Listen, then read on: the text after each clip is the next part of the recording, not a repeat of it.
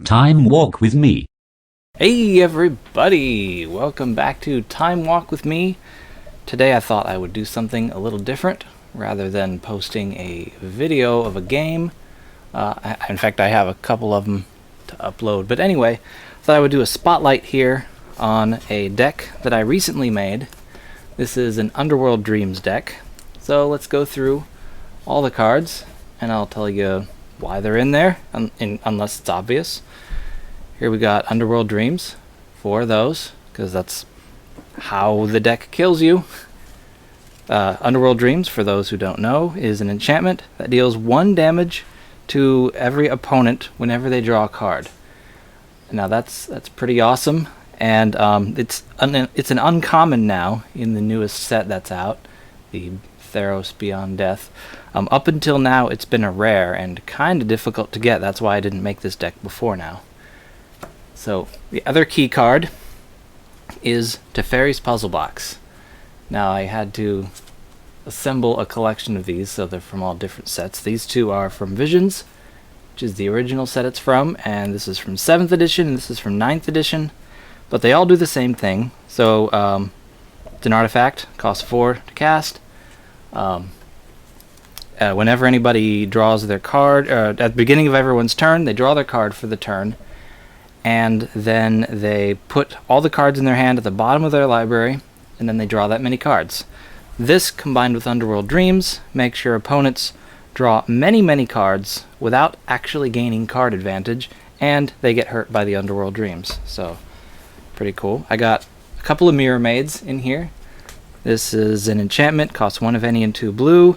It can enter play as a copy of any artifact or enchantment on the battlefield, on your side or your opponent's side. This one's foil. So if you need another Underworld Dreams or another Teferi's Puzzle Box, because having multiples of these out multiplies the effect. Pretty awesome. Got 4 Fascinations in here. It's a blue sorcery. Costs X and 2 blue. You can choose to either have everyone draw X cards, or have everyone put the top X cards of their library into their graveyard. Naturally, this is in here to make people draw cards and get hurt by Underworld Dreams, but it also helps the Teferi's Puzzle Box, multiplies that even more, because you discard down to 7 cards at the end of your turn. So if you make everyone draw a ton of cards while Teferi's Puzzle Box and Underworld Dreams are out, they then have a very big hand, and they draw all the more cards on the next turn because of the box. So, very good. Here is Onerophage, or as Mr. Vines calls it, Orphanage. This is a 1/2 flying for 3 of any and a blue. Whenever you draw a card, put a +1/+1 counter on Onerophage. This is awesome because with the puzzle box, you end up drawing a lot of cards, especially with multiple boxes out.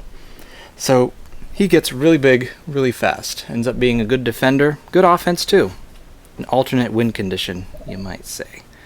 Got 4 Dark Rituals. These are from 4th edition. They're in really amazing condition. I found these online. Couple of Howling Minds. I would have put 4 in here, but it's not all that important. It just makes everyone draw an extra card during their turn. Not a huge deal. Couple of Ice Cauldrons. Now, this is a very confusing card. It's an artifact, costs 4. You can basically use this to put a card in your hand on layaway, and you can pay part or none of its casting cost.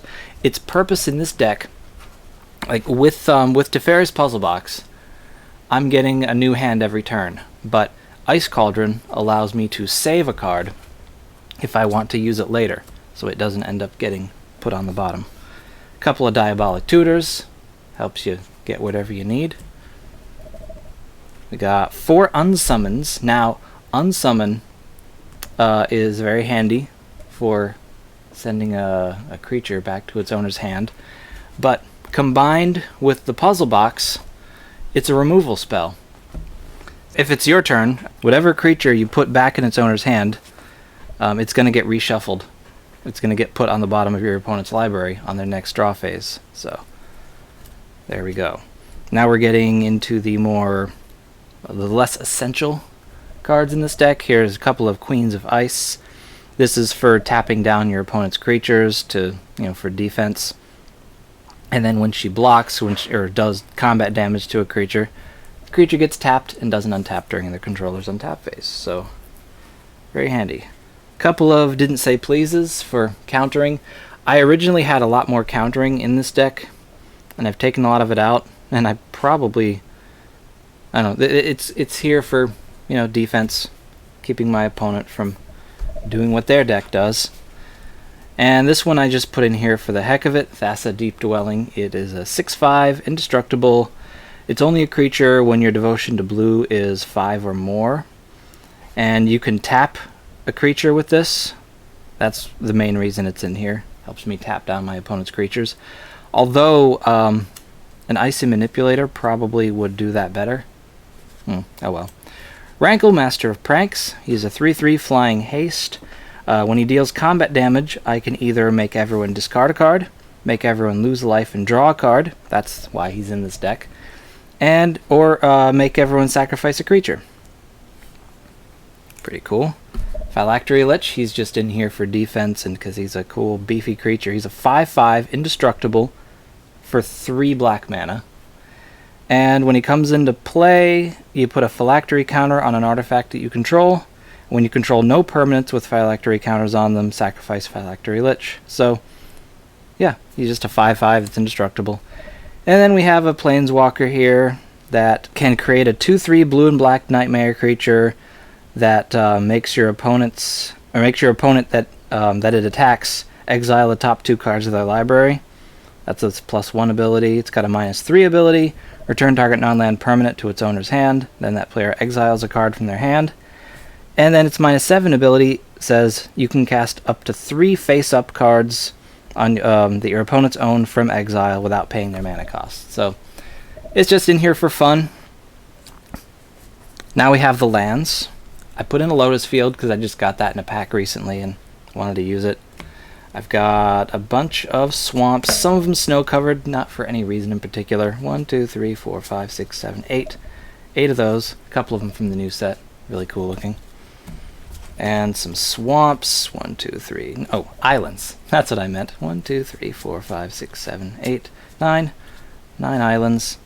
And some submerged boneyard and some Dimir guild gates. And they just tap for a blue or black. So there you go. I have tested this a bit against Mr. Vines and the Mysterious Stranger, and it's done pretty well. Not perfect, but pretty well. I'm actually about to take this deck apart and change it to something a little different. So let me know what you think below of my Teferi's Puzzle Box Underworld Dreams deck. I know it's not a brand new idea, but I think it's a pretty cool one. See you later.